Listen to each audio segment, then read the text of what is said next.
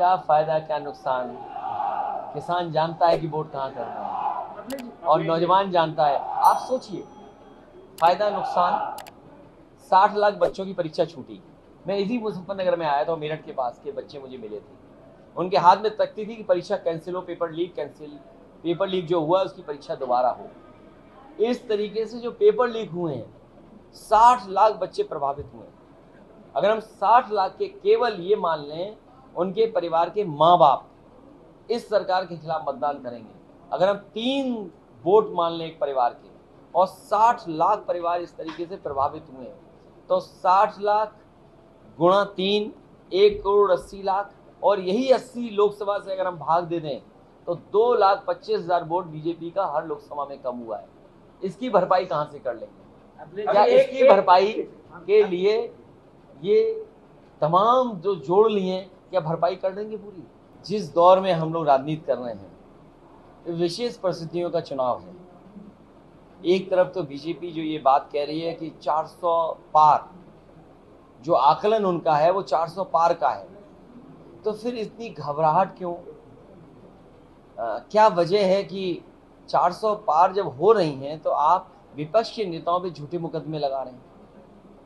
कोई कल्पना कर सकता था आज से पहले कि एक मुख्यमंत्री जेल चला जाएगा? उस पर आरोप लगा करके जो सच है कि नहीं है अभी तो समय लगेगा उसमें। एक और मुख्यमंत्री, दिल्ली के मुख्यमंत्री को भेज दिया जेल, झारखंड के मुख्यमंत्री को जेल भेज दिया, और दिल्ली का और खासकर अरविंद केजरीवाल जी वाला तो यूनिक केस है।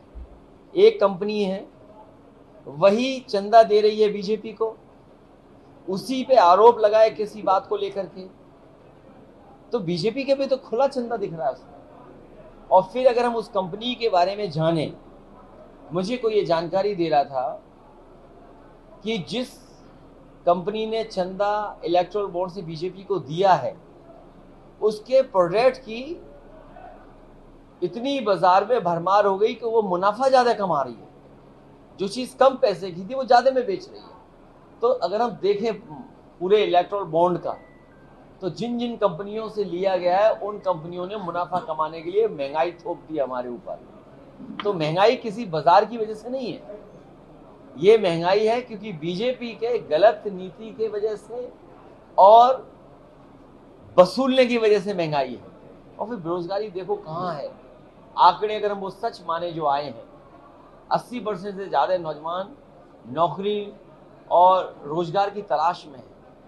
अगर इस तरीके से नौजवान के मन में हताशा आएगी और बेरोजगारी के प्रति अगर ऐसा दिखाई देगा, तो हो सकता है कल को कहीं ऐसा ना हो कि श्रीलंका जैसा माहौल बन जाए। तो इसलिए विशेष परिस्थितियों में है, किसान की आय दोगुनी हो, किसान को एमएसपी का कानूनी अधिकार मिले, जिससे वो लाभकारी मूल्य मिल सके, वो जो फसल पैदा करे उसका भाव उसे अच्छा मिले, तो खुशहाली आएगी। हम विश्व गुरु तब बनेंगे जब हमारा किसान खुशहाल होगा। हम विकसित भारत तब होंगे जब हमारे हर नौजवान के हाथ में नौकरी या रोजगार होगा।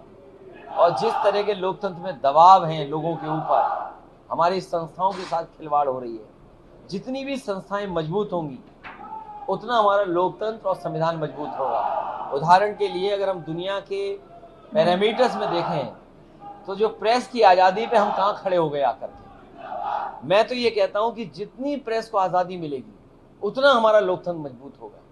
जितनी हमारी प्रेस के ऊपर दबाव बना जाएगा उतना ही हमारा लोकतंत्र कमजोर दिखाई देगा। जितनी भी संस्थाएं सरकार की हैं, अगर सरकार की संस्थाएं बेहतर होंगी, निष्पक्ष होंगी, उनकी क्रेडिबिलिटी बढ़ेगी, तो हमारा लोकतंत्र और मजबूत दिखाई देगा। इसी की लड़ाई है। कभी समुद्र मंथन हुआ था, इस बार संविधान मंथन होने जा रहा है।